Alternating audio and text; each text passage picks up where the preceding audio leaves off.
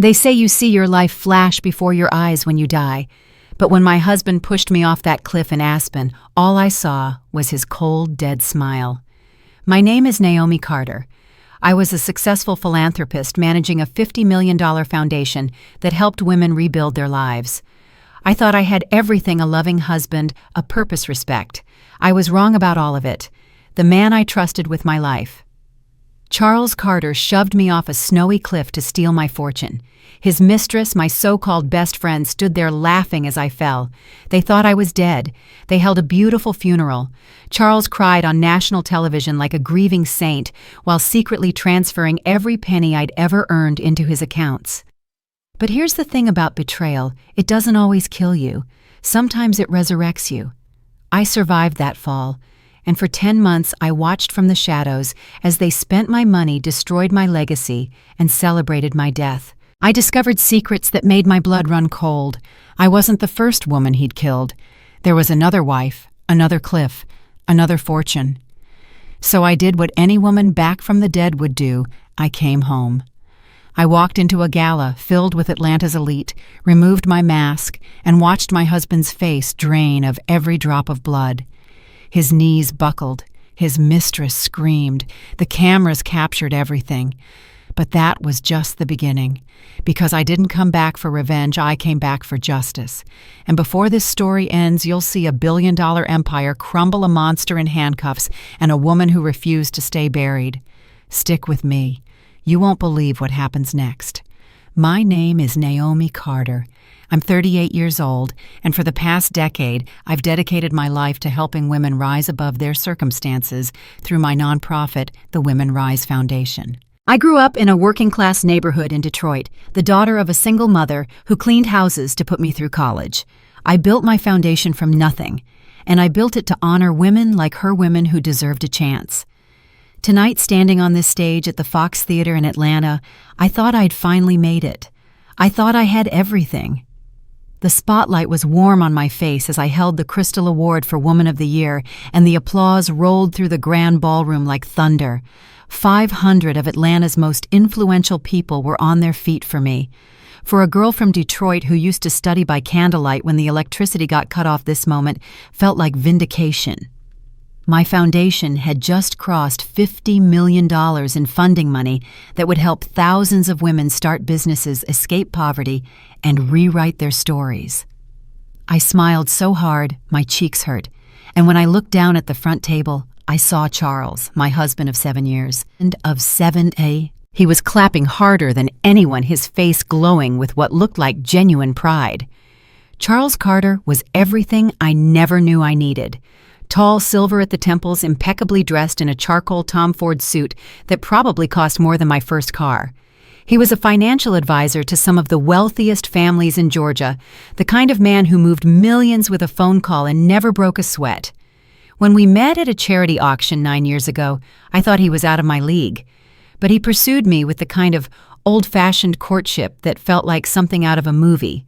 Flowers every week, handwritten notes, patient conversations about my dreams. He supported my work. He called me brilliant. He made me feel seen. The media loved us. Atlanta Magazine had featured us on their cover 6 months ago with the headline, "The Golden Couple, Where Philanthropy Meets Finance."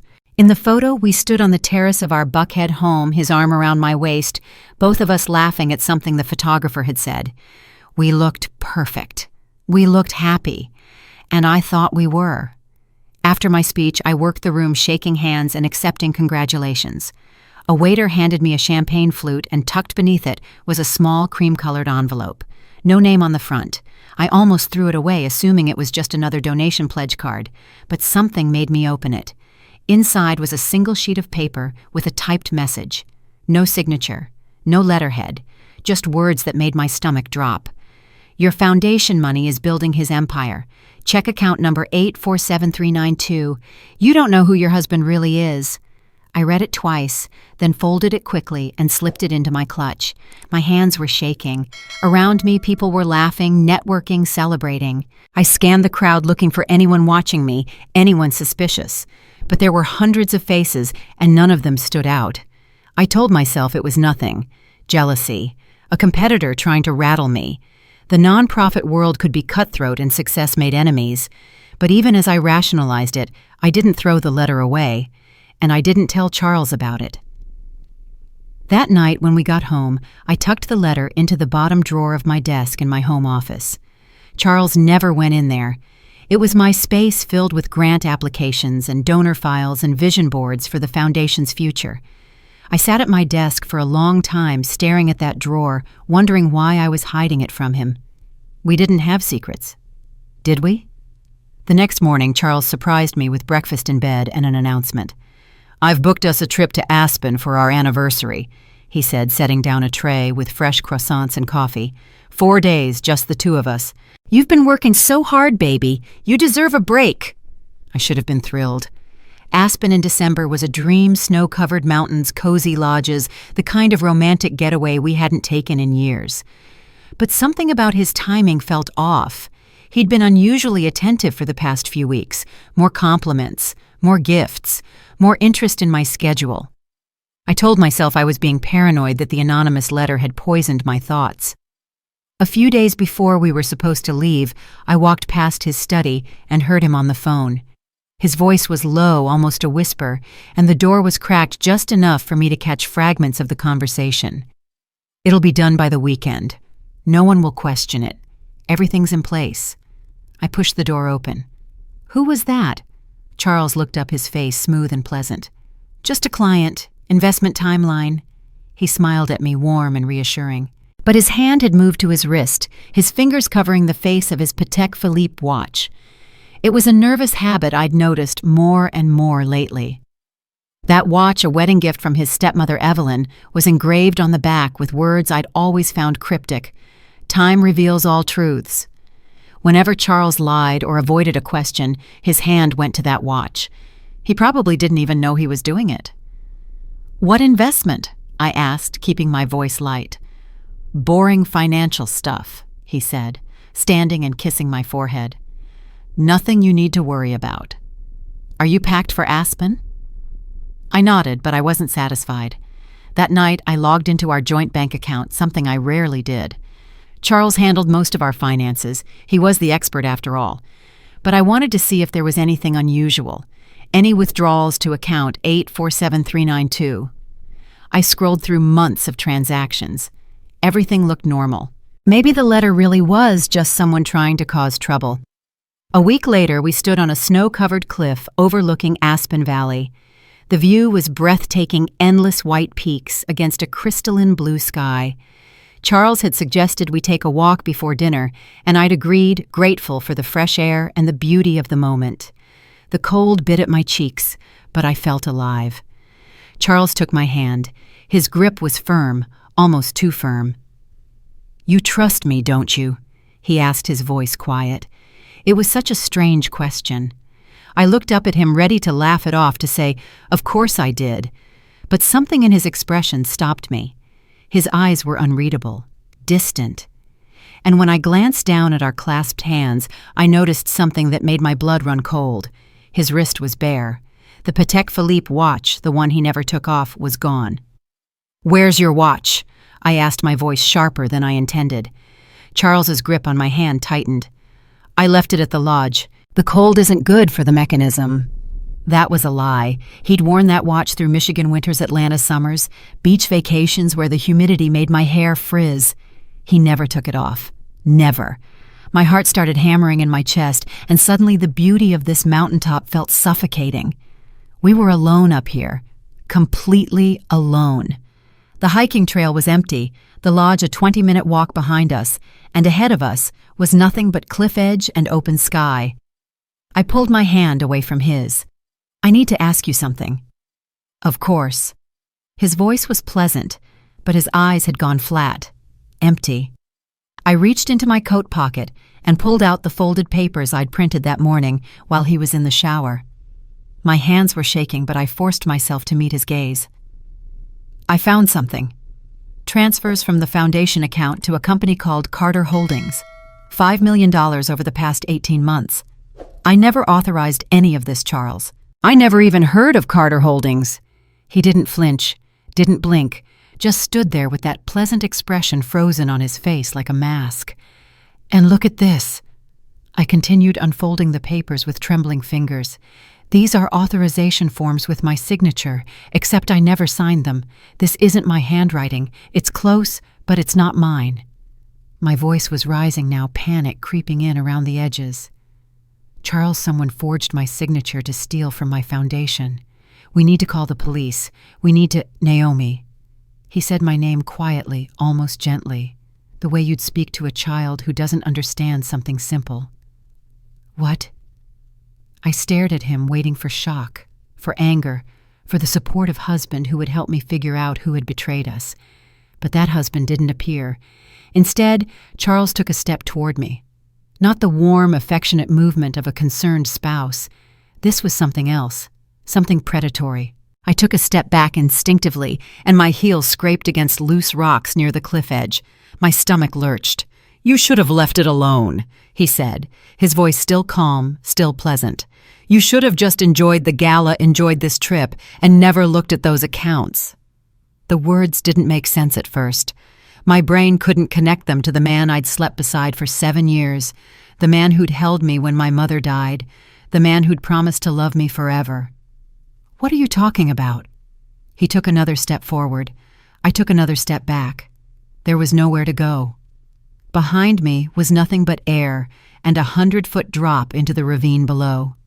"Charles, you're scaring me." My voice came out small, childlike. "What's happening?" That's when I heard it. Laughter. Not Charles's laugh. This was higher feminine, coming from the trees 20 yards to our left. And then another laugh, deeper, colder, like winter itself, had found a voice. 2 women. My mind couldn't process it fast enough. The first voice I recognized immediately. "Oh God, Naomi, I wish you could see your face right now." Vanessa Price stepped out from behind a cluster of snow-covered pines, her arms crossed. Her expression something between pity and amusement. Vanessa, my best friend, my foundation's board member, the woman who'd cried at my mother's funeral. "Vanessa," I whispered the word, tilting sideways. "What are you doing here?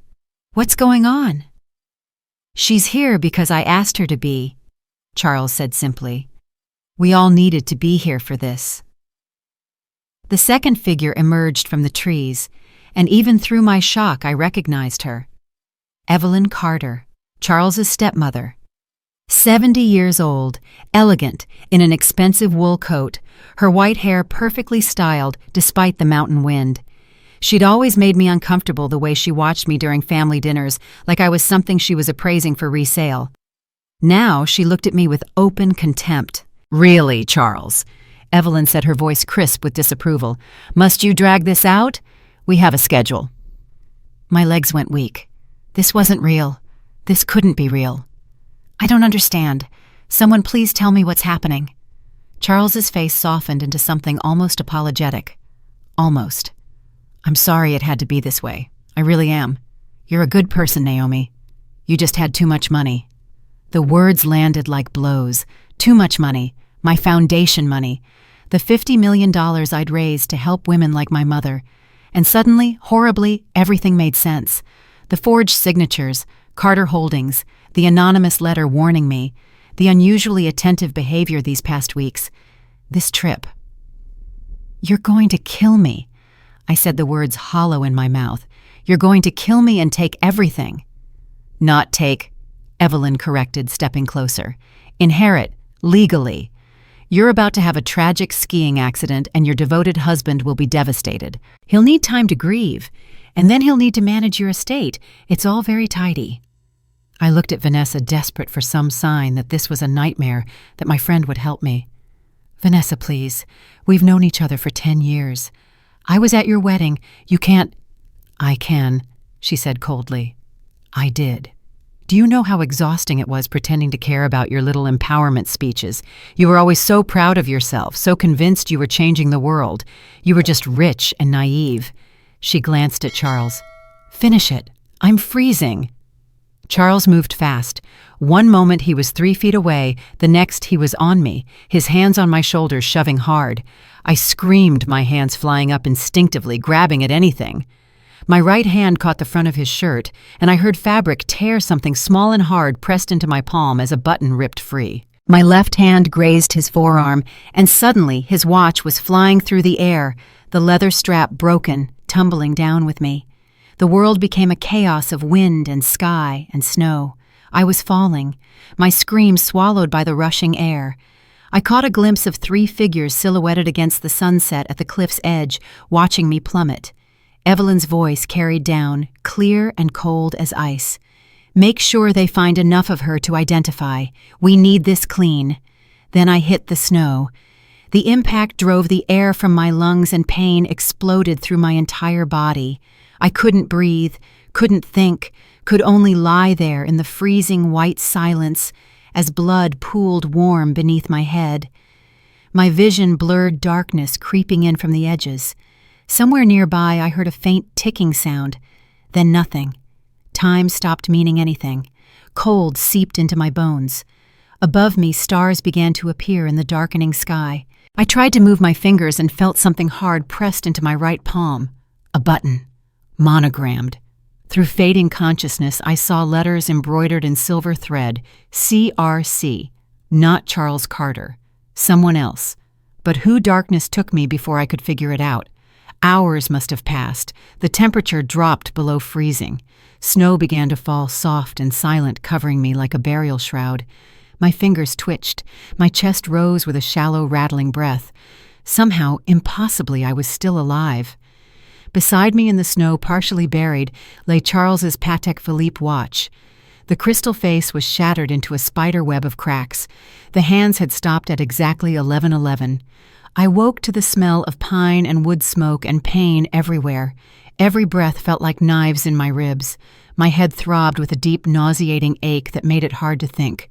When I tried to open my eyes, the light was too bright, too sharp, and I had to close them again immediately.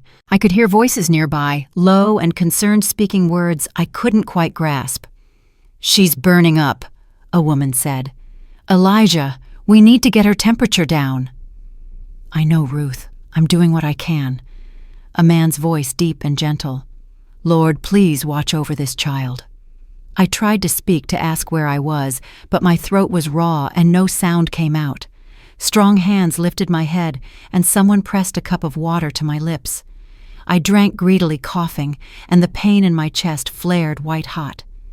"Easy now," the woman soothed. "You're safe. You're going to be all right."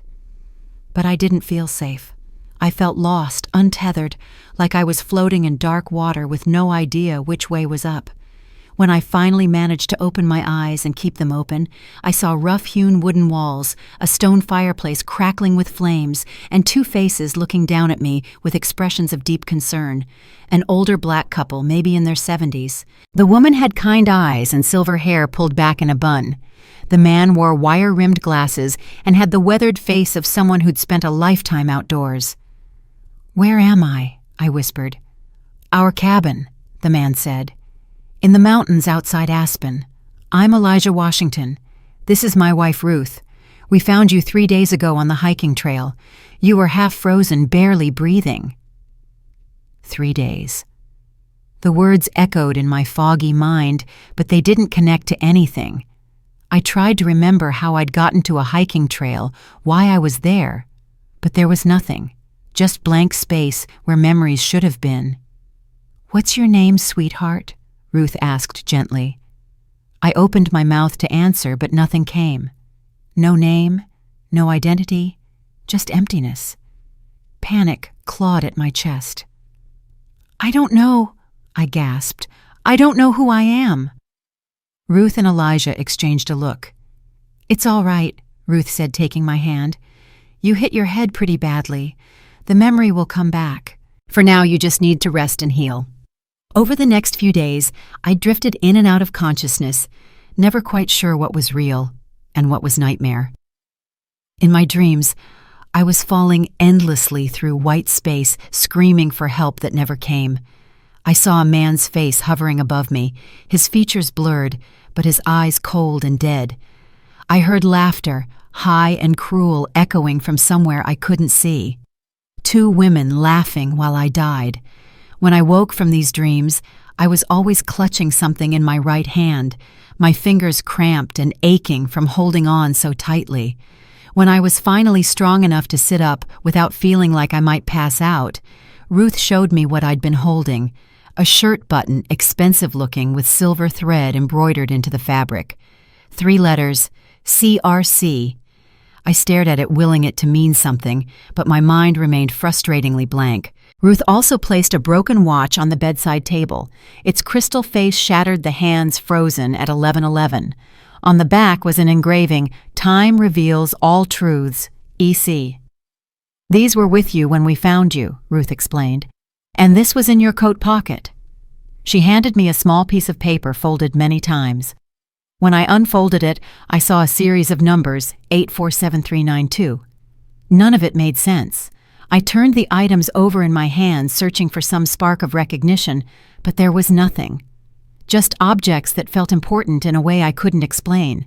It was Ruth who brought me the newspaper 2 weeks after they'd found me. She'd gone into town for supplies and come back with groceries and the Denver Post. She sat on the edge of the bed, her expression troubled, and handed me the paper without a word. The headline hit me like a physical blow.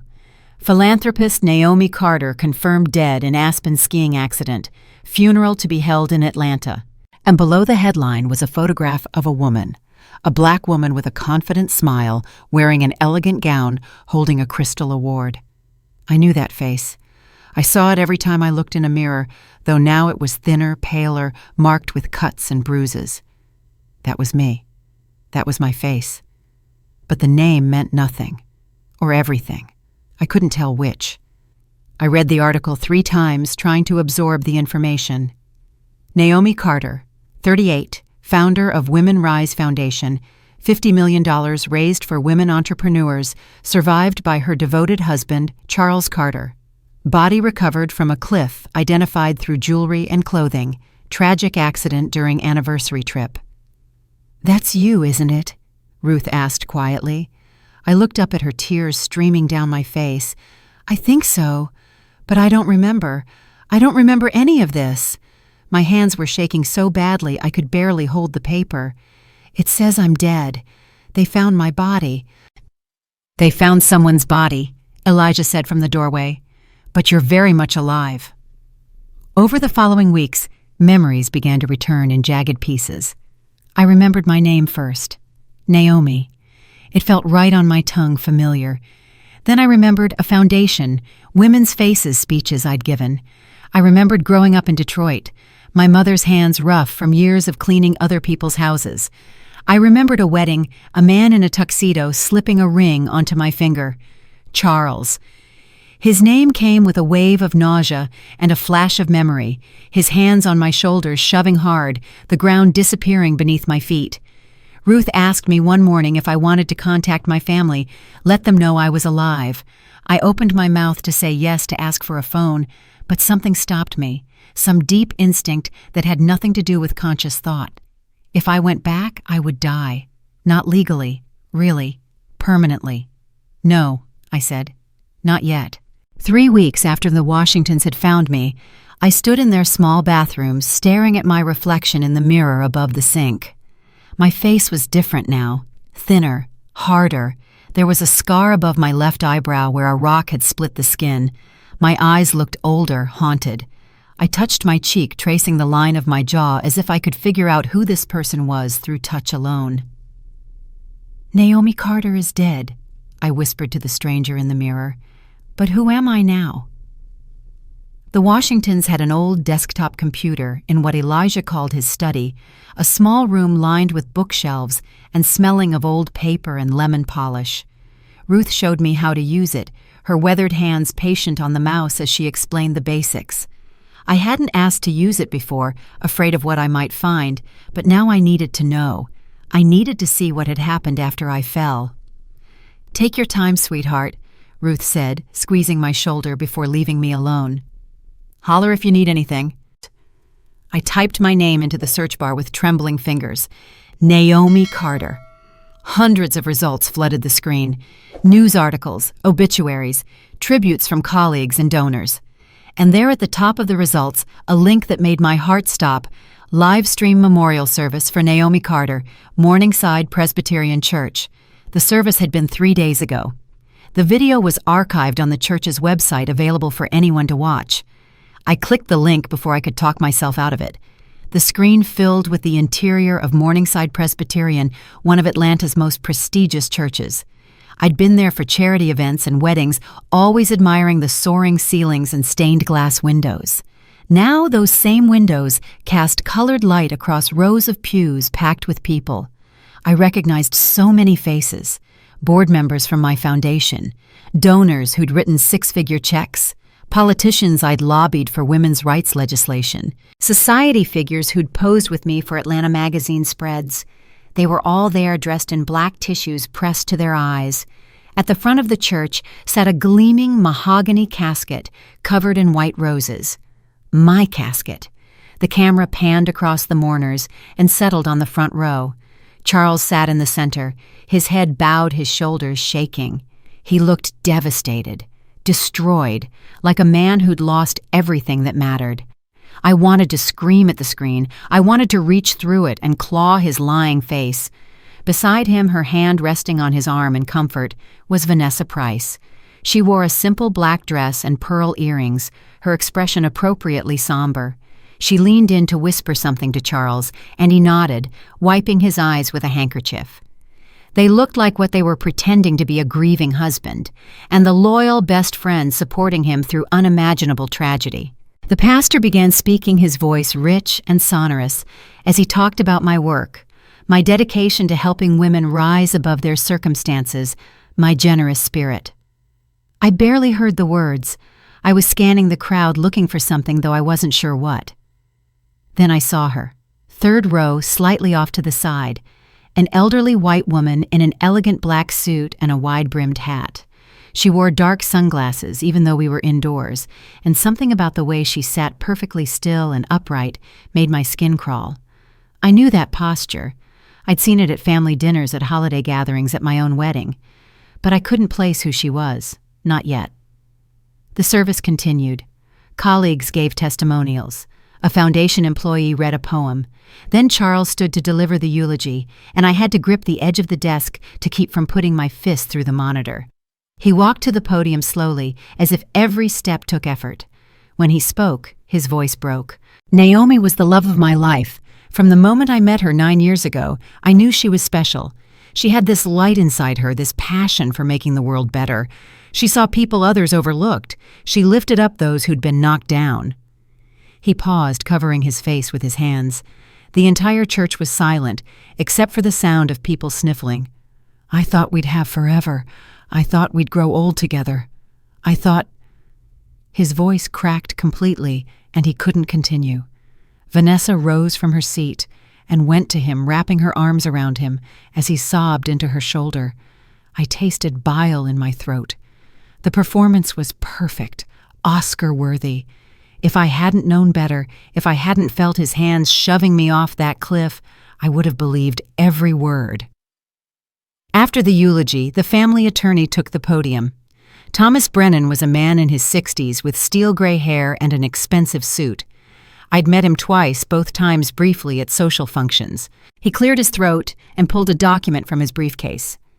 As per Naomi Carter's wishes, expressed in her last will and testament dated October 15th of last year, I will now read the disposition of her estate. He adjusted his reading glasses. To my beloved husband, Charles Carter, I leave all my worldly possessions. This includes our family home in Buckhead, all investment accounts, retirement funds, and full control of the Women Rise Foundation and its associated assets, currently valued at approximately $60 million. The words hit me like a second fall off that cliff. $60 million. My entire life's work. The money I'd raised dollar by dollar, grant by grant, donor by donor. All of it going to Charles. I didn't sign that will. I knew with absolute certainty that I'd never signed anything giving Charles control of my foundation. That was the one thing I'd been careful about, the one thing I'd protected.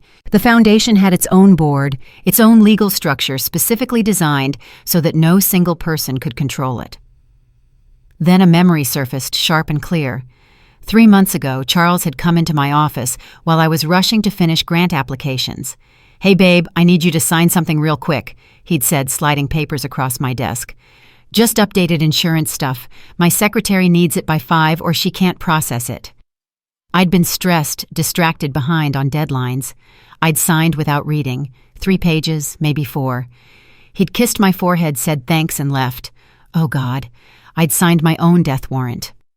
On the screen, the service was ending.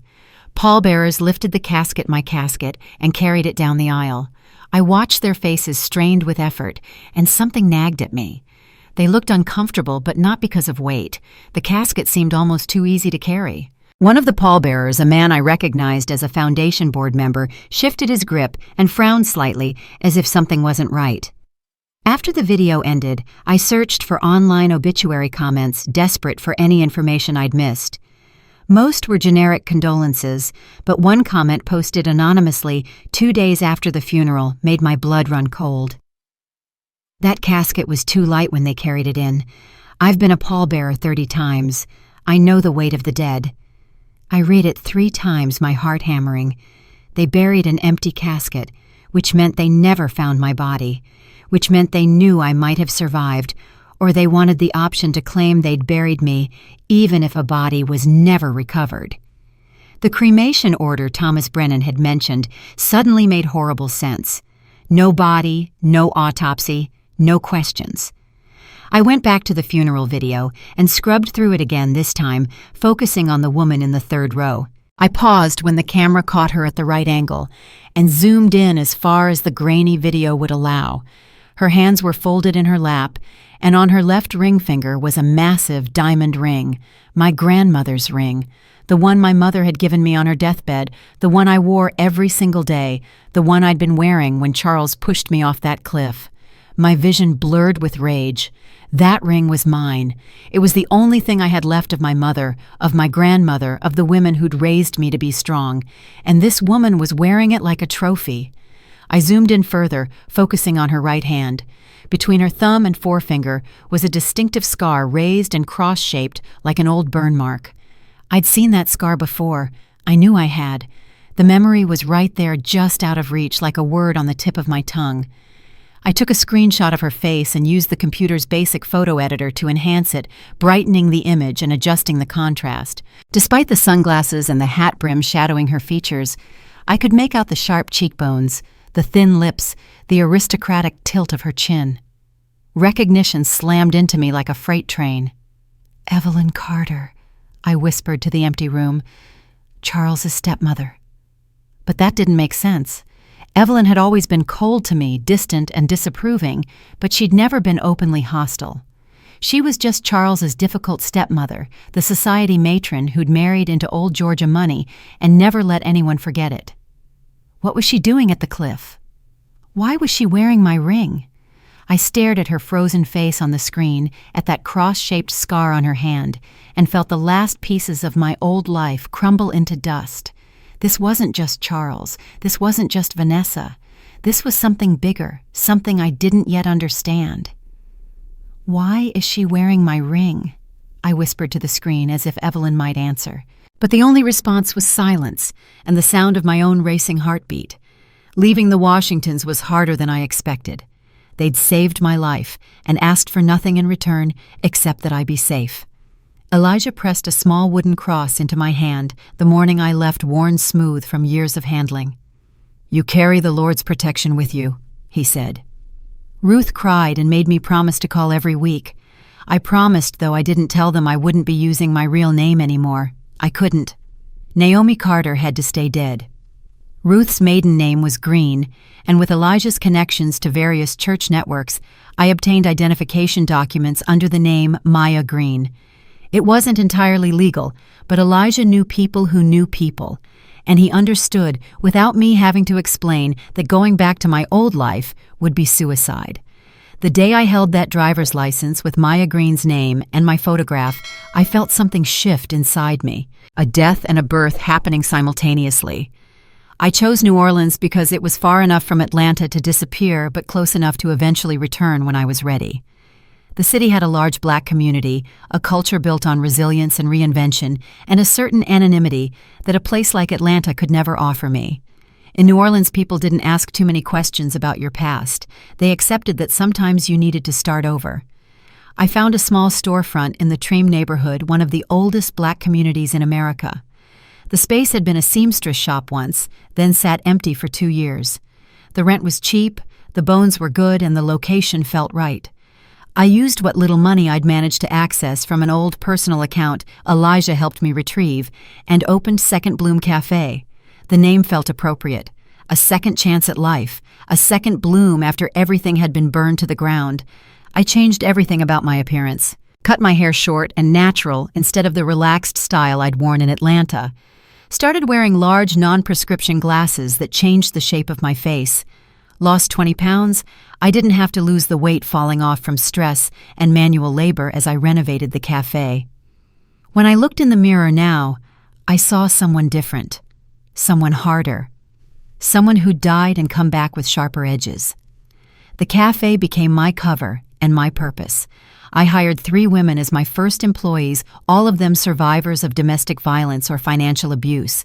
Keisha had fled an abusive husband with 2 kids and nothing but the clothes on their backs.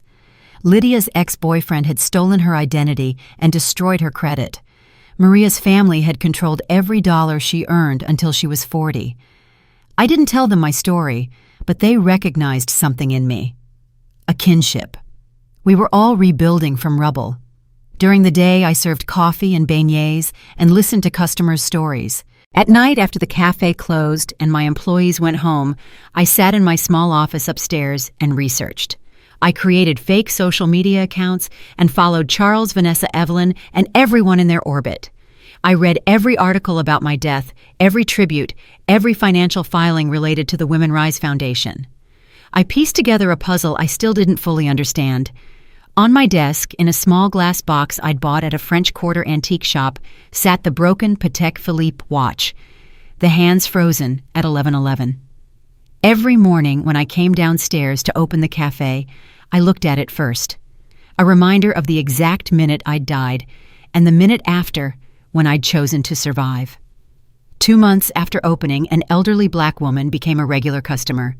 She came in every Tuesday and Friday morning, ordered a café au lait and a blueberry muffin, and sat by the window reading romance novels. Her name was Dorothy, and she had the kind of face that had seen everything and judged none of it. We fell into easy conversation the way you do with regulars who become part of your routine. One Friday in April, Dorothy mentioned she'd worked as a housekeeper for wealthy families in Atlanta for 30 years before retiring to New Orleans to be near her sister. I felt my pulse quicken but kept my voice casual. "Which families?" I asked, refilling her coffee. "Oh, lots of them. The Hendersons, the Morehouses, the Carters." She said the last name with such venom that I nearly dropped the pot. "The Carters?" I kept my tone light, curious. "That name sounds familiar." Dorothy's mouth pressed into a thin line. "Mrs. Evelyn Carter. That woman has ice in her veins. She'll do anything for money. Anything." The way she said it made my skin crawl. Dorothy set down her mug and looked at me directly. "I worked for them for 15 years. Got fired 20 years ago for seeing things I wasn't supposed to see. Things about how she manipulated her husband's finances, changed documents, forged signatures. I tried to tell him God rest his soul, but he wouldn't listen. Died 6 months later in what they called an accident." My hands were shaking. I gripped the counter to steady myself. What kind of accident? But Dorothy had already said too much. Fear flickered across her face, and she shook her head. "I shouldn't have brought it up. That family has long arms and longer memories. I've kept quiet this long for a reason." She finished her coffee quickly and left, and despite my gentle attempts in the following weeks, she never spoke about the Carters again. The months passed. May arrived with oppressive humidity and streets that smelled like jasmine and garbage in equal measure. I'd established a rhythm, a life that felt almost normal if I didn't think too hard about what I was planning, what I would eventually have to do. The cafe was thriving. My employees trusted me. The neighborhood had accepted Maya Green as one of their own. It was a Friday evening, nearly closing time, when the bell above the door chimed. I looked up from wiping down the counter and felt the world tilt sideways. Vanessa Price stood in my cafe. She looked nothing like the polished woman I'd known in Atlanta. Her designer clothes hung loose on her frame, as if she'd lost significant weight. Dark circles shadowed her eyes. Her hands trembled as she approached the counter. She looked haunted. Hunted. "Coffee, please," she said, her voice barely above a whisper. "Black." I kept my head down, thankful for the glasses, the short hair, the weight loss. I made her coffee with shaking hands and slid it across the counter. She paid without really looking at me and moved to a corner table by the window, staring out at the darkening street. I watched her from behind the counter, my heart hammering so hard I thought she might hear it. What was she doing in New Orleans? Had she come looking for me? Did she know I was alive? But her body language suggested she was running from something, not hunting for it. She looked like a woman at the end of her rope. Then her eyes drifted to my desk, visible through the office door I'd left ajar, to the small glass box on top, to the broken watch with its shattered crystal face and hands frozen at 11:11. The color drained from Vanessa's face so completely she looked gray. The coffee cup slipped from her fingers and shattered on the floor, hot liquid spreading across the worn wood. She stood abruptly, her chair scraping back, and walked toward the counter like she was moving through deep water. When she reached me, she leaned in close, and I could smell the fear on her, sour and sharp. "That watch?" she whispered, her voice cracking. "Where did you get it?" I'd imagined this moment 100 times. In some versions I screamed at her. In others I called the police. In still others I said nothing and let her drown in her guilt.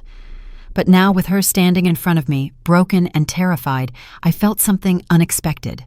Not forgiveness, never that, but curiosity, a need to understand. I met her eyes and let her see me, really see me. Let the recognition dawn slowly across her face. "The same place you got that scar on your wrist," I said quietly, my voice steady despite the rage burning in my chest.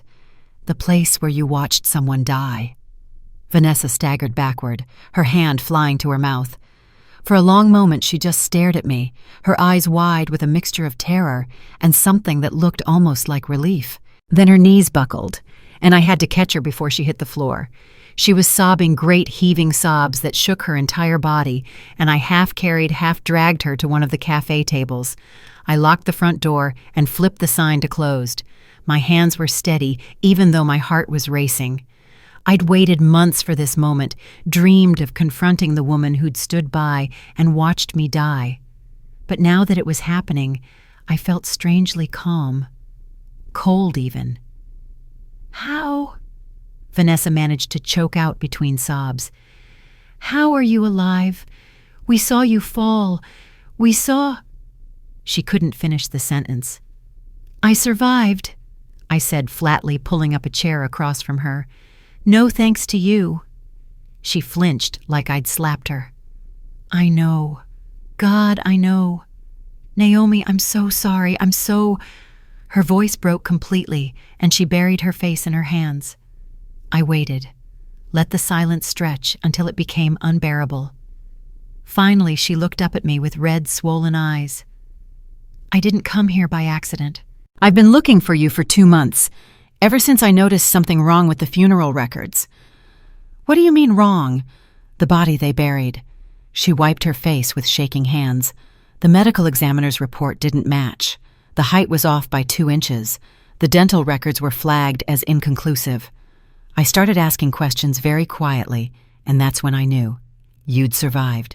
And if you survived, you disappeared for a reason. You knew they'd try again. "They—" I leaned forward. "You mean you and Charles and Evelyn—" "No." The word came out fierce, almost angry. "Not me. Never me. Not willingly." She reached into her purse with trembling hands and pulled out a prescription bottle. She set it on the table between us. The label read, "Vanessa Price Alprazolam 2 milligulars prescribed by Dr. Evelyn Rose Carter." I picked up the bottle and read it again, my mind struggling to process what I was seeing. Evelyn isn't a doctor. She's a socialite. She married into old money and throws charity galas. That's what she wants everyone to think.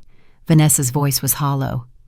But her real name is Catherine Rose Carter, and she did go to medical school 40 years ago.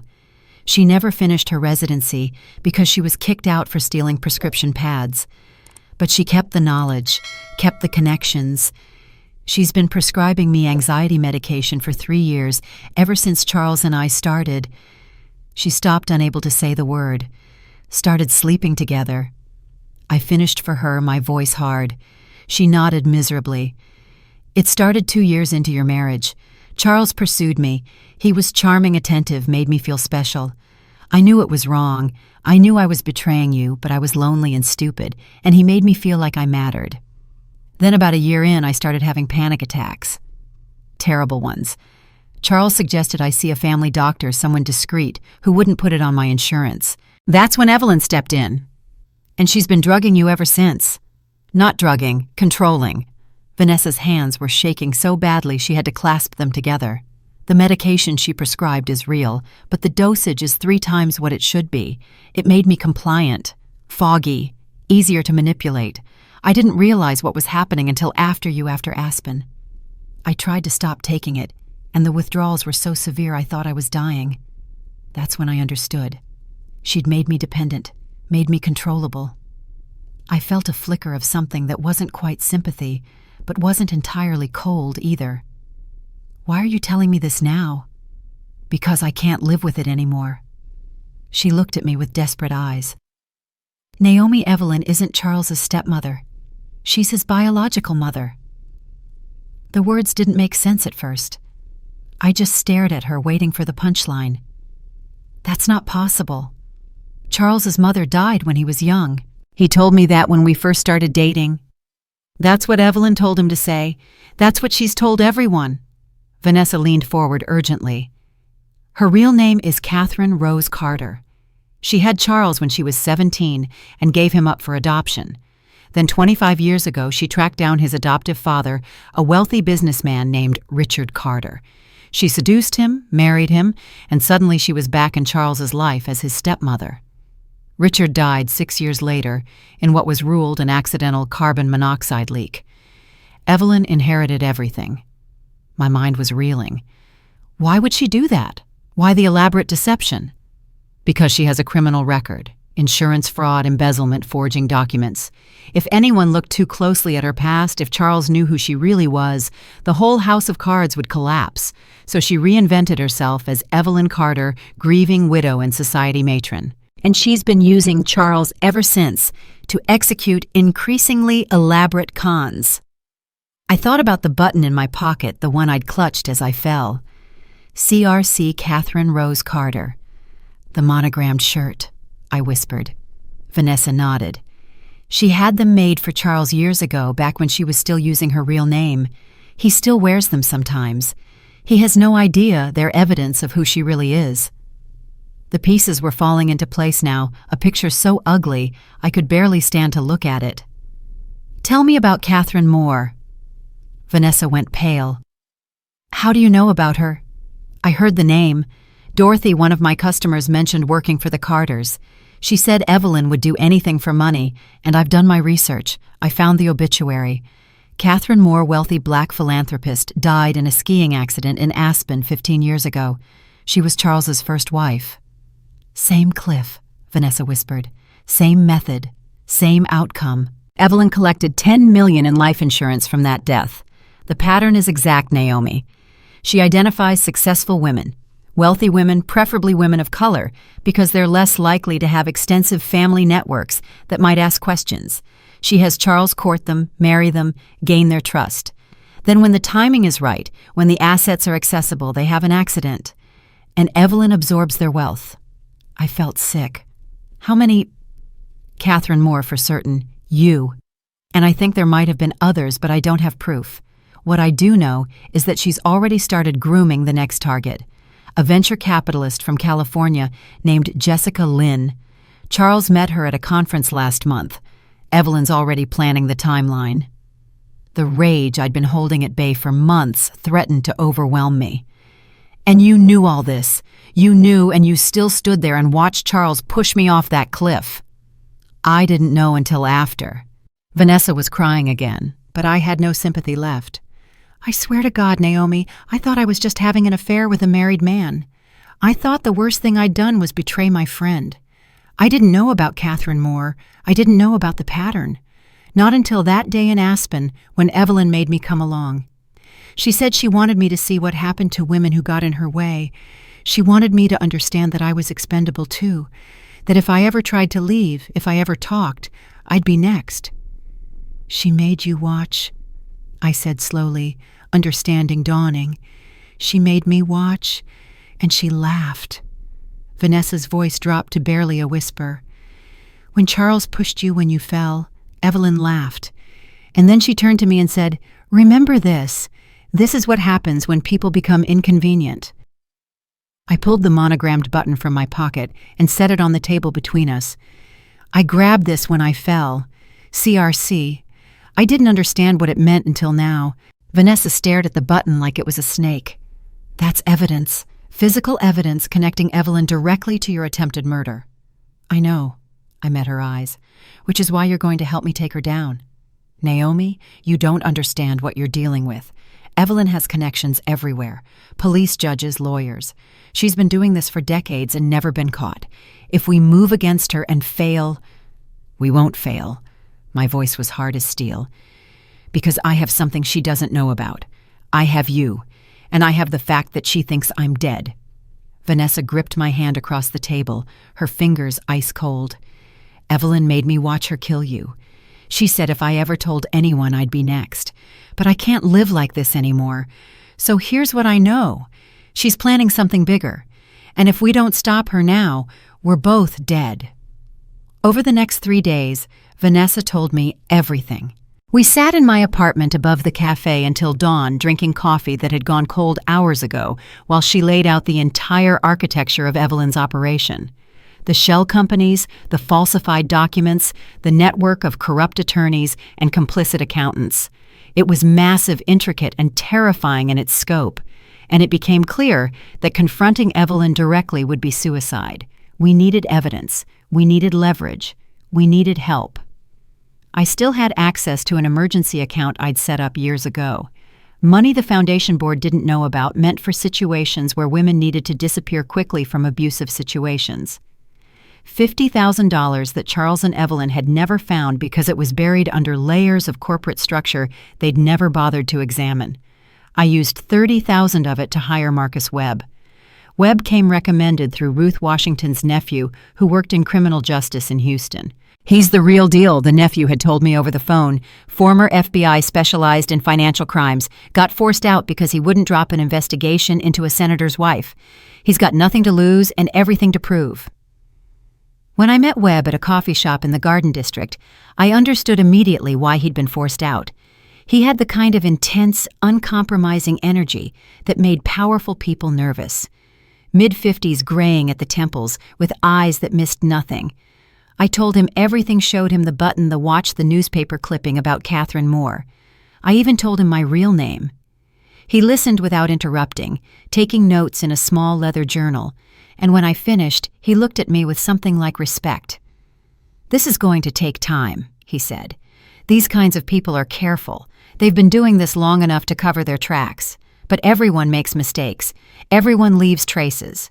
We just need to find them." It took Webb 3 weeks.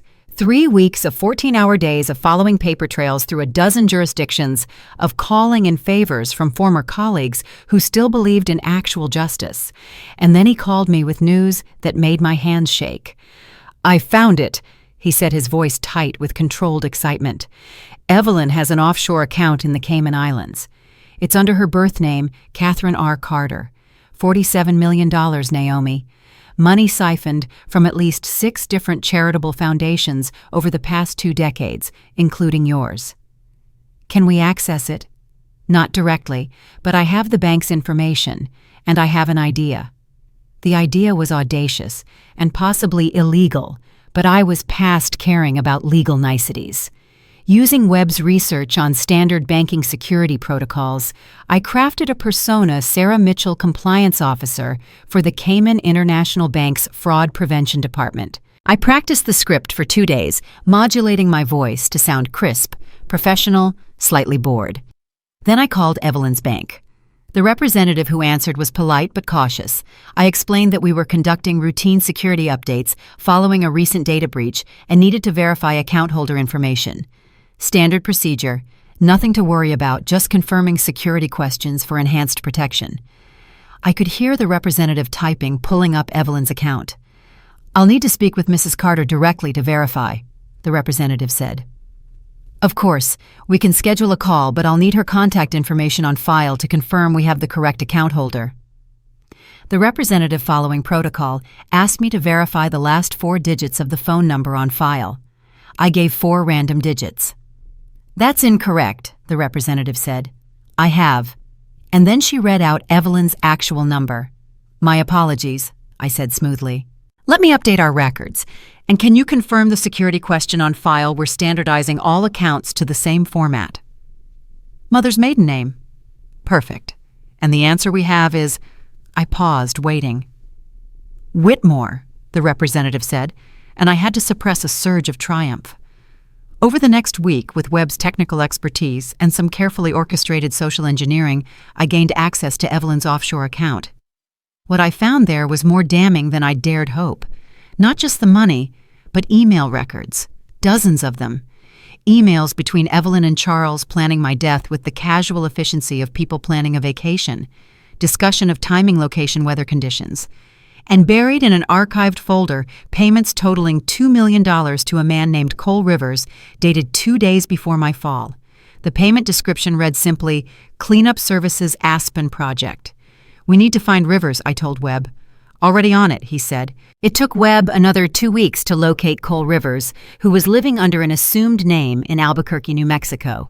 Webb made the initial contact, explaining that we knew about the payment from Evelyn Carter and that Rivers could either talk to us or talk to the FBI. Rivers, perhaps tired of running, perhaps motivated by some vestige of conscience, agreed to meet. We flew to Albuquerque on a Friday in late July. Rivers was a hard-looking man in his early 60s, the kind of person you'd walk past on the street and immediately forget. He met us in a public park surrounded by families and joggers, where violence would be impossible and witnesses abundant.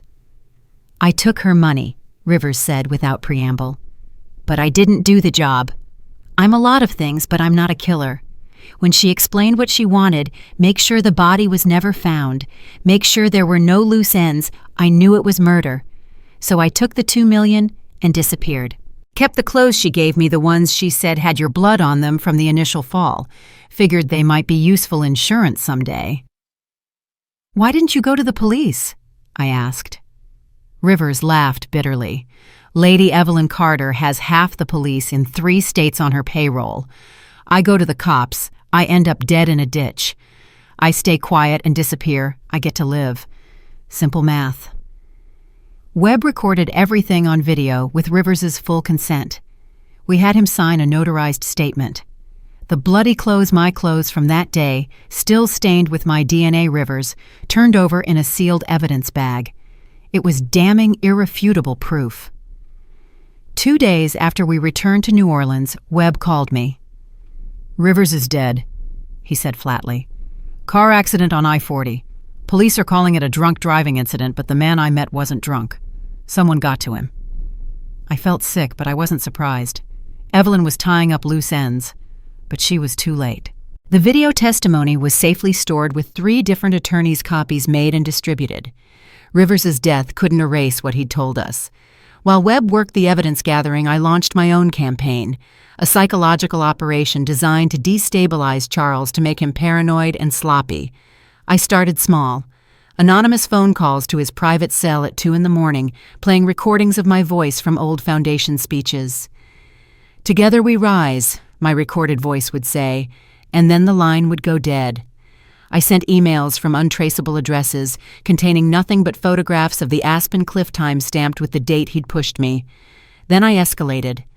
I mailed him a package containing a single shard of the broken watch crystal wrapped in tissue paper.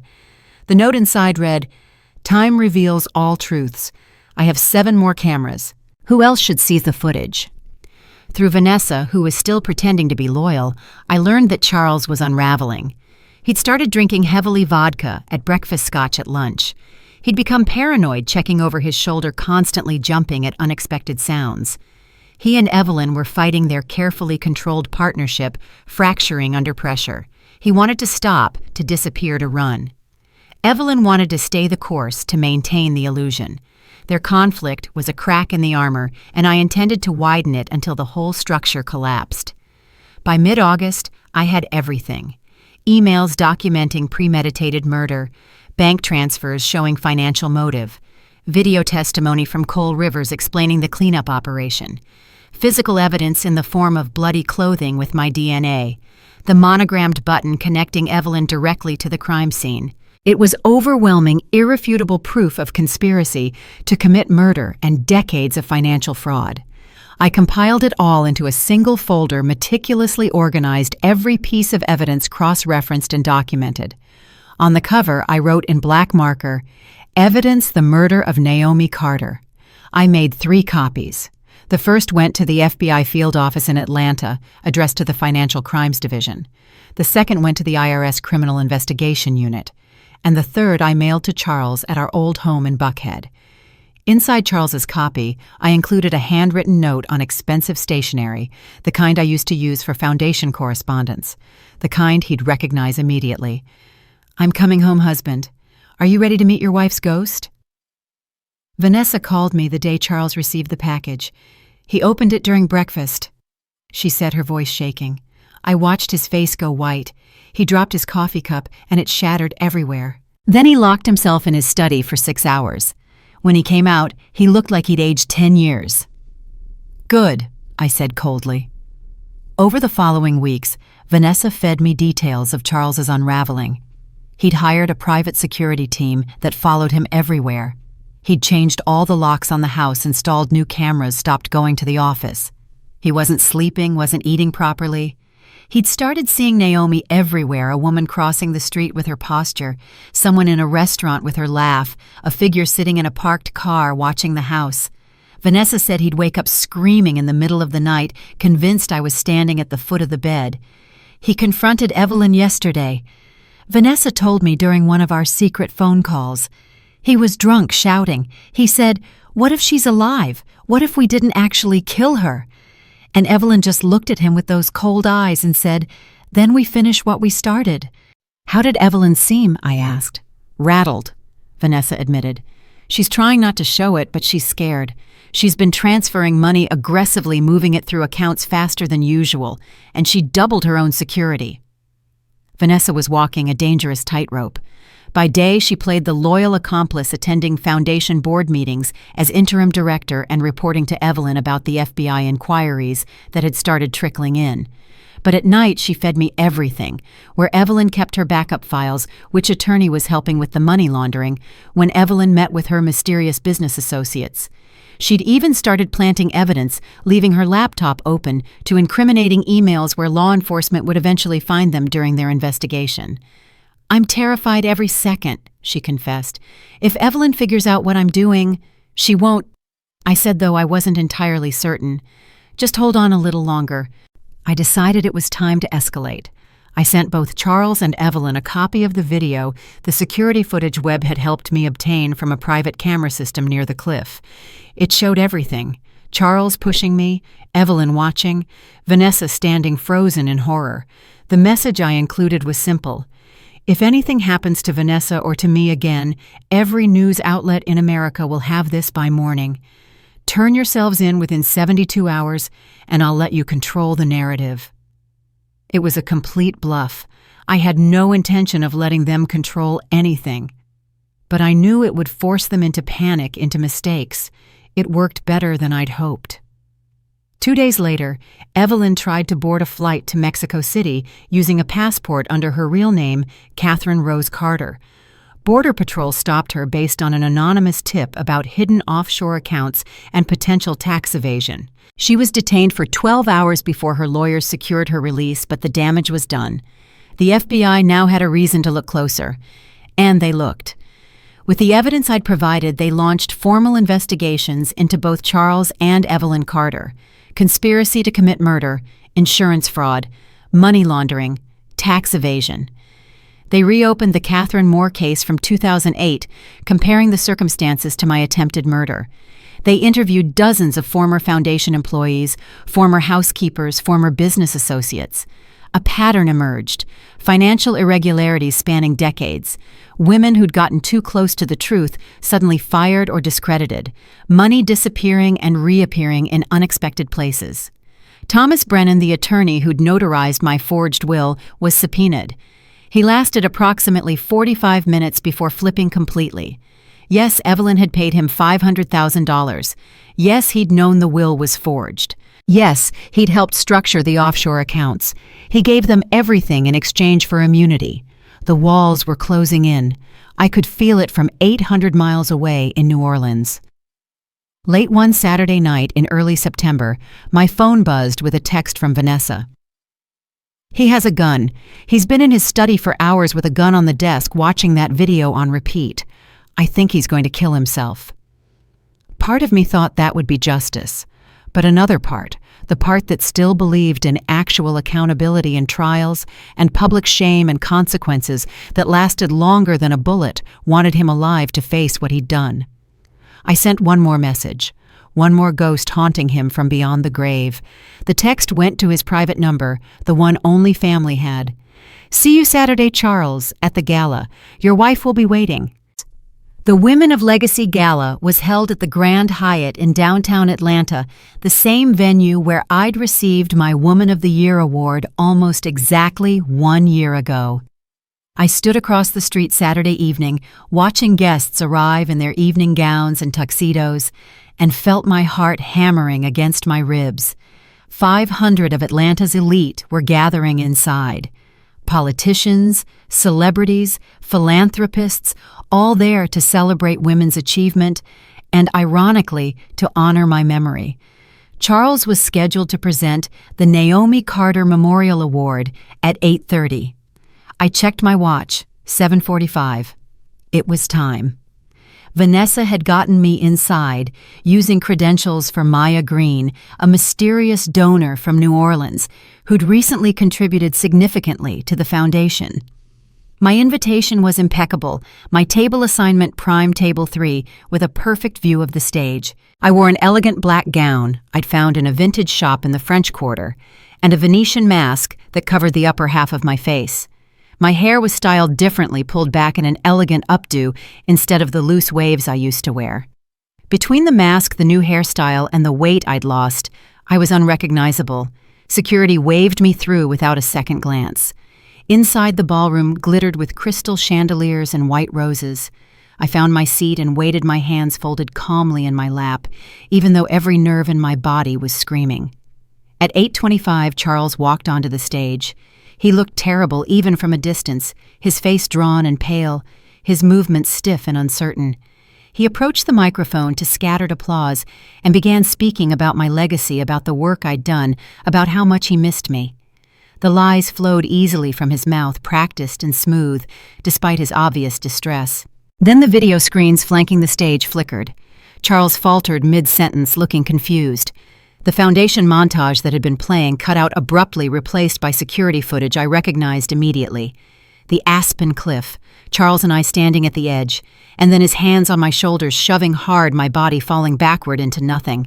The ballroom erupted in chaos, screams, gasps, people standing to get a better view. Charles staggered backward from the microphone, his face white as death. The video continued. Emails between Evelyn and Charles appeared on screen, planning my murder in cold clinical detail. Bank transfers to Cole Rivers for $2 million labeled cleanup services. Then Thomas Brennan's face filled the screen, his recorded confession about the forged will playing for everyone to hear. Charles tried to run. He actually made it 3 steps before he saw FBI agents positioned at every exit, their badges visible, their expressions grim. He froze like a trapped animal. Across the ballroom, I saw Evelyn stand from her seat in the front row, attempting to slip out quietly through a side door. 2 agents materialized beside her, blocking her path. I stood. Every eye in the ballroom that wasn't fixed on the screens turned to me. I walked through the tables toward the stage, my heels clicking against marble, the only sound in a room full of 500 people holding their breath. I climbed the stairs slowly, deliberately, and crossed to the microphone where Charles stood paralyzed. I reached up and removed my mask. The gasps were audible even over the chaos. Someone screamed. Cameras flashed like lightning.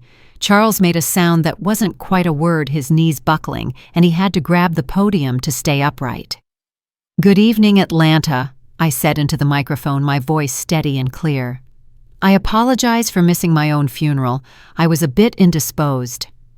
A few nervous laughs rippled through the crowd. "My name is Naomi Carter, and I'm here to reclaim my life, my foundation, and my truth." The room exploded. Some people applauded, uncertain whether this was part of the program. Others stood frozen in shock. The media went insane, cameras flashing continuously, reporters shouting questions. FBI agents moved through the chaos with practiced efficiency.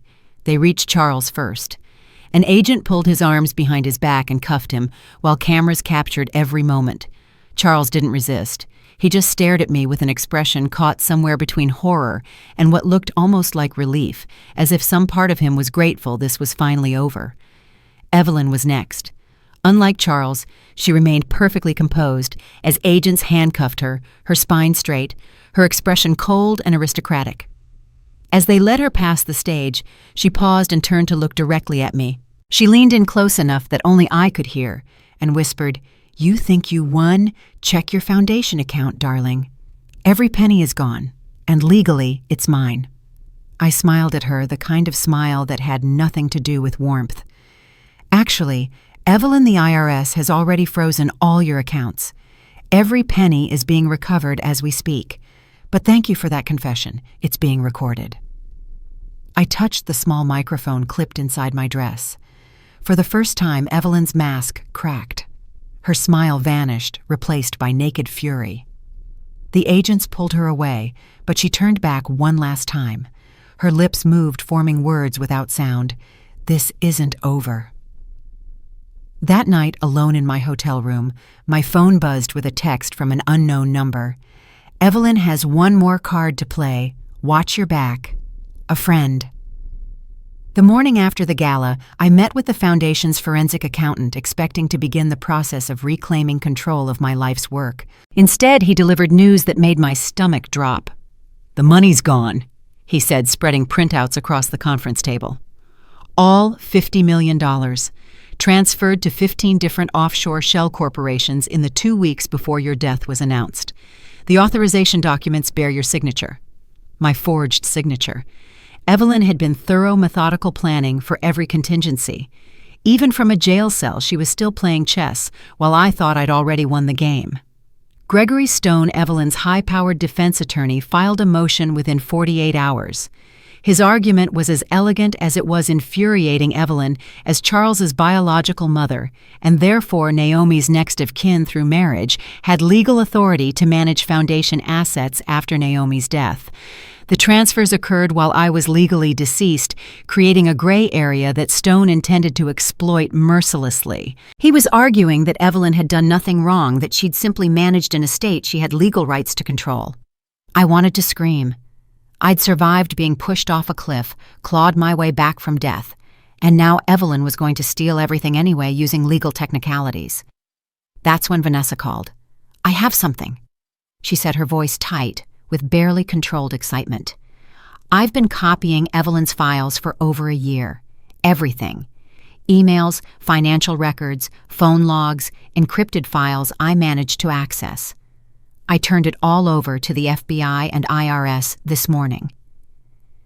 The evidence Vanessa provided was devastating. It showed that Evelyn hadn't just stolen from my foundation, she'd been systematically looting 3 other charitable organizations over the past decade: the Hope and Healing Foundation in Chicago, the Bright Future Fund in Miami, the Second Chances Initiative in Seattle. $87 million total, laundered through the same network of shell companies and offshore accounts. Federal prosecutors immediately invoked RICO statutes. Evelyn wasn't just a murderer and a fraud, she was running a criminal enterprise. Under RICO, they could seize everything, every account, every asset, bypassing Stone's clever arguments about legal authority. The money would be recovered and returned to its rightful foundations. 2 weeks after his arrest, Charles requested a meeting with federal prosecutors. I wasn't there, but the lead prosecutor called me afterward to explain what had happened. Charles had offered to testify against Evelyn in exchange for a reduced sentence.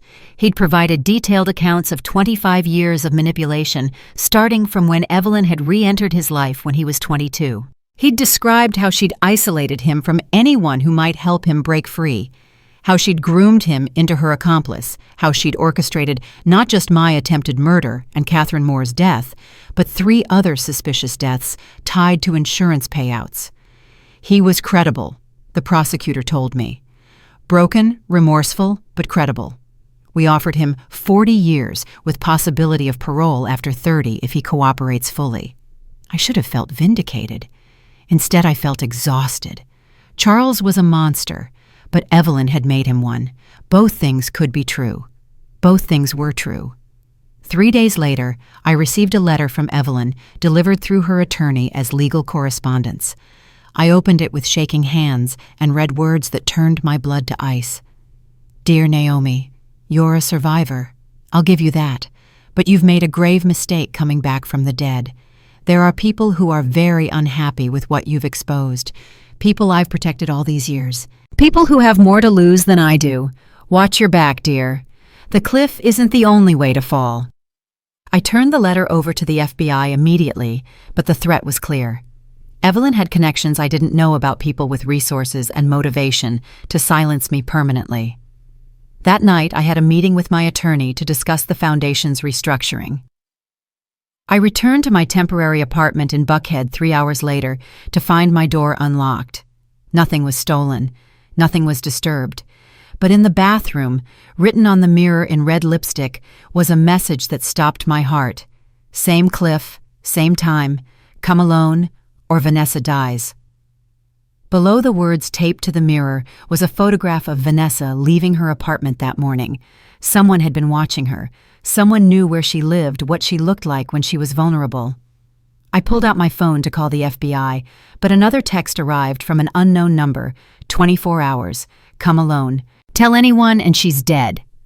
The threatening message arrived on a Tuesday morning, scrawled on expensive stationery, and slipped under my apartment door. Same cliff, same time. Come alone or Vanessa dies. Attached was a photo of Vanessa leaving her apartment that morning, taken from across the street. Evelyn's message was clear. She knew where Vanessa was, and she was done playing games. I called the FBI immediately. Agent Sarah Chen, who'd been leading the investigation, listened to my proposal and initially refused. Absolutely not. We're not using you as bait. But I insisted. Evelyn won't confess unless she thinks she's won, unless she thinks I'm alone and helpless and she can finish what she started. This is the only way. After 2 hours of argument, Chen agreed. They'd wire me with audio and video equipment, position agents within range, using long-range surveillance, and intervene at the first sign of violence. Vanessa would be moved to a federal safe house immediately. I flew to Aspen on a Friday afternoon, my hands shaking the entire flight. The last time I'd been here, I'd fallen off a cliff and nearly died. Now I was walking back into the place of my death, betting everything that the FBI could move fast enough if Evelyn decided to shoot first and gloat later. I arrived at the cliff at sunset, exactly as the note specified. The sky was bleeding orange and pink, the same colors it had been that December day 10 months ago. I stood near the edge, feeling the wind bite at my face, and waited. Evelyn appeared from the tree line like a ghost. She looked calm, almost serene, dressed in an elegant black coat with my grandmother's diamond ring glinting on her finger. She'd been released 2 days earlier on $10 million bail, her lawyers arguing technicalities while the investigation continued. Seeing her free, seeing her wearing my ring, made rage burn so hot in my chest I could barely breathe. "I've been waiting for this moment," she said, her voice carrying easily across the space between us. "You should have stayed dead, Naomi. It would have been so much easier for everyone." "Why?" I asked, the wire hidden beneath my jacket recording every word. "Why kill me? Why Catherine Moore? What did we ever do to you?" Evelyn laughed, cold and brittle. "Do you know what it's like to grow up with nothing, to watch privileged women throw money at charity while people like me starved? I took what you didn't deserve. Catherine, you the others. I built an empire from your corpses." She stepped closer, and I could see the madness in her eyes, now barely contained. "Charles was useful, easy to control. I never loved him. He was just a tool. Weak, manipulatable, perfect." "4 women," I said. "You killed 4 women." "5 if you count Richard," she said casually. "My dear late husband, carbon monoxide is so convenient." She pulled a small handgun from her coat pocket. "Here's what happens now. I shoot you, push you off this cliff where you belong. Then text Vanessa from your phone. When she arrives, I kill her too. Murder-suicide, the deranged widow returning for revenge. Tragic, tidy." She raised the gun, and for one terrifying second I thought the FBI was too far away, that I'd miscalculated that I was about to die for real this time. Then red laser dots appeared on Evelyn's chest, 3 of them perfect triangles of light. "FBI, drop the weapon." Evelyn froze. She looked at the laser sights, then at me and smiled bitterly. "Clever girl," she whispered. Then she dropped the gun.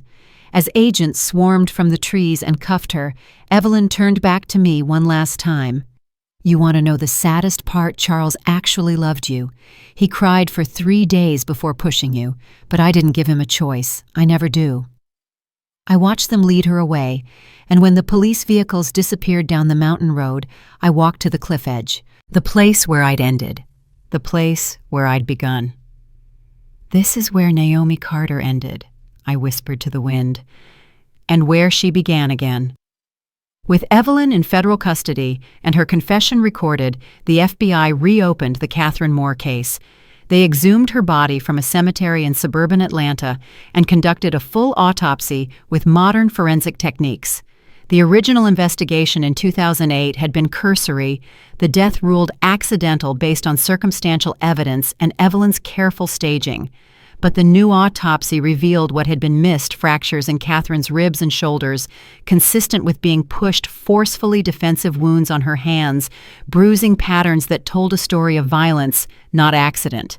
Catherine's sister Diana had kept her journals for 15 years, unable to throw them away, convinced they mattered even when no one would listen. The FBI collected them as evidence, and I asked to read them. Agent Chen hesitated but eventually agreed. Sitting in a conference room with those leather-bound books in front of me was like looking into a mirror across time. Catherine had documented everything: Charles's increasing control over her finances, Evelyn's constant presence and manipulation, the subtle isolation from friends and family. One entry dated a week before her death made my blood run cold. "I think my husband wants to kill me, but I think someone else is making him do it." She'd known, just as I'd started to know. And just like me, she hadn't known soon enough. I requested a meeting with Charles at the Federal Detention Center, where he was being held pending trial. Agent Chen arranged it, though she questioned my motives. "What do you hope to gain from this?" she asked. I didn't have a good answer. It wasn't about forgiveness. Maybe it was about understanding. Maybe I needed to look him in the eye and see what was left of the man I'd thought I'd married. Charles looked like he'd aged a decade. His hair had gone almost completely gray, his face gaunt, his eyes hollow. When they brought him into the visiting room in handcuffs and an orange jumpsuit, he couldn't meet my gaze at first. We sat across from each other with a metal table between us and a guard watching from the corner. "Thank you for coming," he said finally, his voice hoarse. "I didn't think you would." "I need to understand," I said. "I need to know why." He told me everything then. How Evelyn had found him when he was 22, vulnerable and searching for identity after learning he was adopted. How she'd slowly isolated him from his adoptive family, convinced him he was worthless without her guidance, used psychological manipulation so subtle he hadn't recognized it as abuse until it was too late. By the time he understood what she'd made him become, he was trapped. "I knew what I was doing when I pushed you was wrong," he said, tears streaming down his face. "But I believed she'd kill me if I didn't comply. I know that doesn't excuse it. I'm guilty. I deserve everything that's coming. but I need you to know I never wanted to hurt you. You were the only good thing I'd ever known." I didn't cry. I felt nothing but a distant, cold observation. He was both perpetrator and victim, but being a victim didn't erase what he'd done to me, to Catherine, to the others. The full scope of Evelyn's crimes emerged through investigation and trial preparation. She'd married Richard Carter in 1995, changed his will within a year, then killed him in 1998 with carbon monoxide poisoning staged as an accident. She'd reconnected with Charles in 2000 and spent years grooming him. Together, they'd targeted wealthy women, particularly women of color, in philanthropy, whose deaths raised fewer questions. Catherine Moore in 2008, 2 other women in 2012 and 2017, both cases now being reinvestigated, and me in 2023. Over $150 million stolen across 25 years. As I left the prison, a black woman in her late 50s approached me in the parking lot. She had Catherine's eyes. "Mrs. Carter, my name is Diana Moore. I was Catherine's sister. I've been waiting 15 years to thank the person who finally stopped that monster. Can we talk?" Diana and I sat in a coffee shop near the prison, and for the first time in months, I felt like I wasn't alone. She had Catherine's eyes, warm and intelligent, but also carried a weariness that came from 15 years of fighting a battle no one believed existed. I knew something was wrong from the moment they told me Catherine fell. Diana said, her hands wrapped around a cup of tea she hadn't touched. Catherine was an experienced hiker. She wouldn't have been careless. And the day before she died, she texted me, "If something happens to me, it wasn't an accident." Diana had tried everything. She'd hired private investigators who found nothing concrete. She'd filed police reports that went nowhere. She'd even confronted Evelyn once at a charity event, demanding answers, which resulted in Evelyn obtaining a restraining order against her for harassment. "That's when I realized I had to be smarter," Diana said. "I couldn't fight them directly, so I watched. I documented everything. I waited for them to make a mistake." When Charles married me, Diana sent the anonymous warning letter. "I was terrified," she admitted. "If I revealed who I was, Evelyn would have me killed before I could help you. But I hoped you'd investigate, that you'd be smarter than Catherine had time to be. When I heard you died, I thought I'd failed again." But Diana hadn't given up. The moment my death was announced, she'd driven to Aspen and hired a local search and rescue team to comb areas the official search had missed. They hadn't found me because the Washingtons had already taken me in, but Diana believed her presence had made Evelyn nervous about conducting a more thorough cleanup operation. "I also sent anonymous tips to the FBI every few weeks," she said. "Small things, inconsistencies in the financial records, questions about the funeral, anything to keep the case from being closed completely." Diana pulled a storage box from her car filled with 15 years of documentation. Photographs of Evelyn meeting with suspicious associates, copies of financial records she'd obtained through connections in the nonprofit world, witness statements from people who'd worked for the Carters and seen things that didn't add up. "Catherine left me money," Diana explained. "She withdrew $100,000 2 weeks before she died and hid it in a safety deposit box under her maiden name. In her final journal entry, she wrote that if she died, someone needed to stop them. I used that money to fund my investigation." The parallels between Catherine's journals and my own experience were devastating. The same financial control patterns, the same isolation tactics. Even the romantic gestures were identical, clearly scripted by Evelyn and performed by Charles, like an actor following stage directions. Catherine had written, "I'm going to Aspen for our anniversary. I think this is when he'll do it." Diana and I met with federal prosecutors, combining our evidence into an overwhelming case. Diana's 15 years of documentation, my physical evidence and testimony, Charles's confession, Vanessa's cooperation, and the forensic evidence from Catherine's exhumed body. We also helped locate 2 other women who'd dated Charles between Catherine and me. Both reported the same controlling behavior and financial manipulation, though they'd ended the relationships before reaching marriage. The pattern was undeniable. Prosecutors charged Evelyn with 4 counts of first-degree murder, conspiracy, fraud, money laundering, and racketeering. The evidence was so extensive that even her expensive legal team couldn't find cracks to exploit. Diana took my hand across the table, her grip firm and warm. Catherine wrote something else in her last entry. She said, "I hope the next woman is stronger than me. I hope she survives, and I hope she burns their empire to the ground. You did it, Naomi.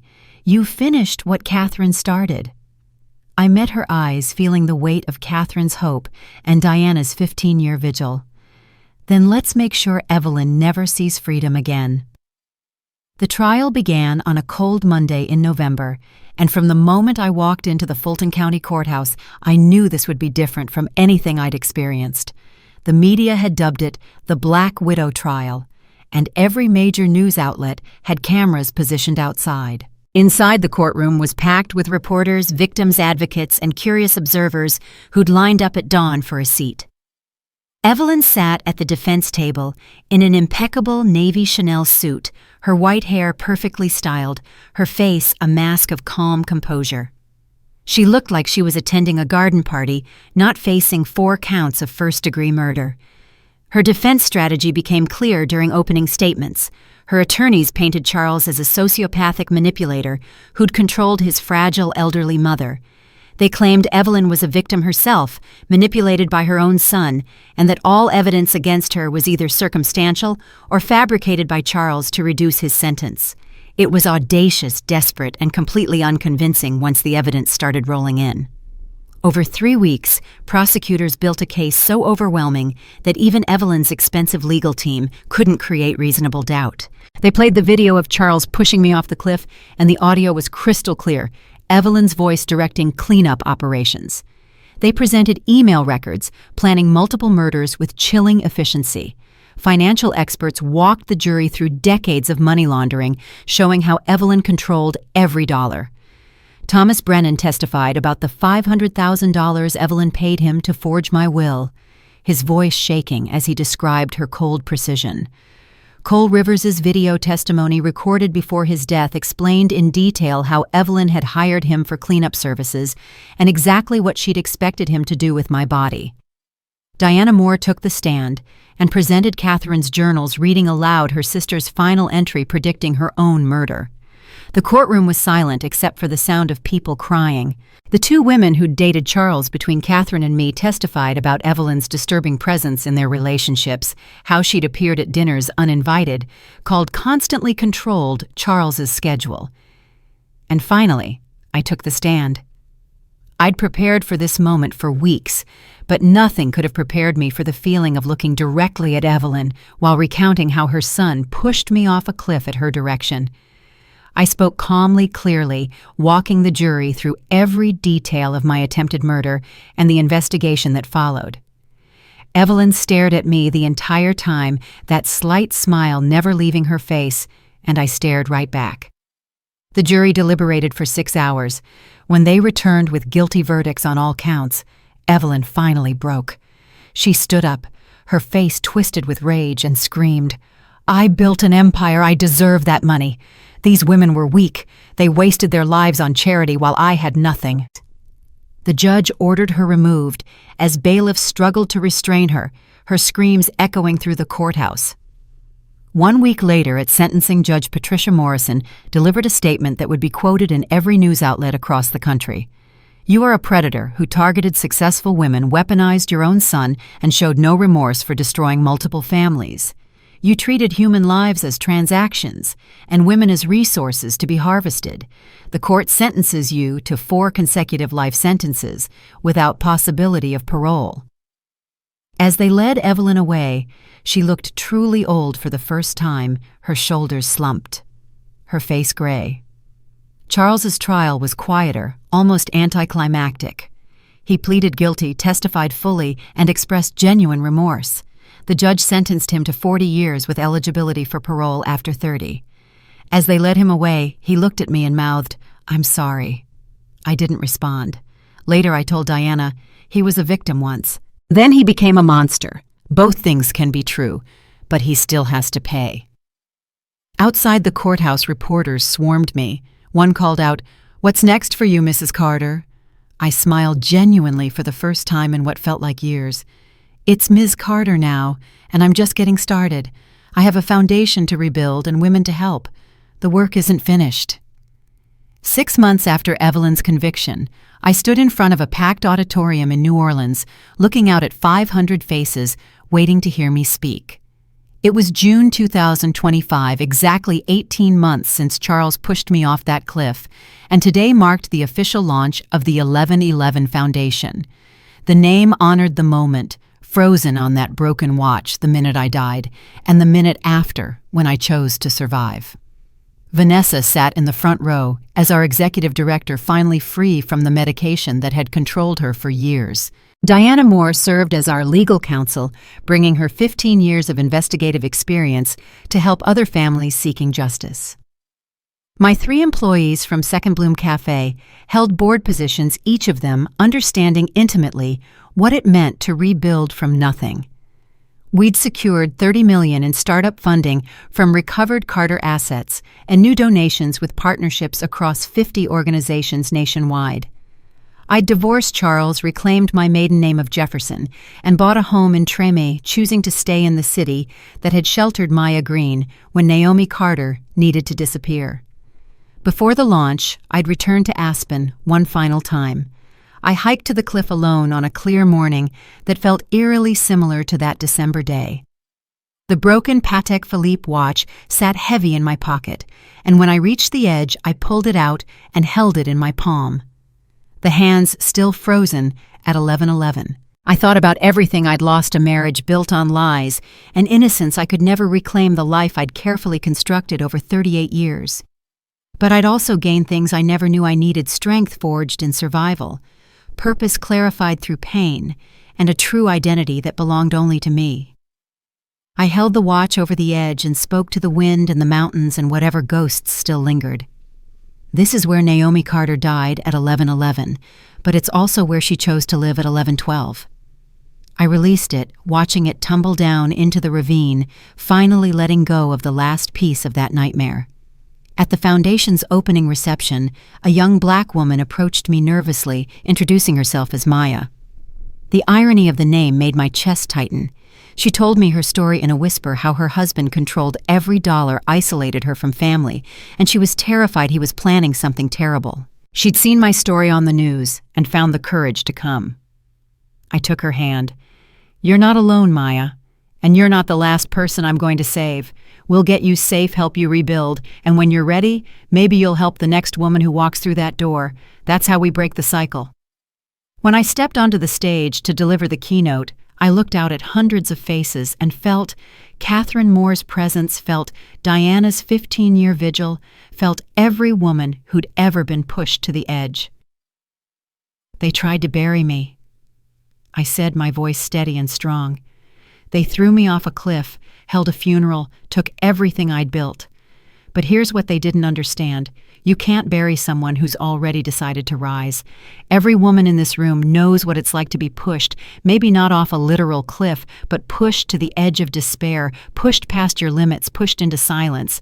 But we're done being pushed. We're done being silent. We're done being victims. Today, we reclaim our stories. Today, we rise." The applause was deafening, and through it, I delivered the final words I'd been preparing for 18 months. He pushed me once to end my story, but I didn't just survive the fall, I learned to fly on the way down. And now I teach others how to spread their wings. Welcome to the 1111 Foundation. Welcome to your resurrection.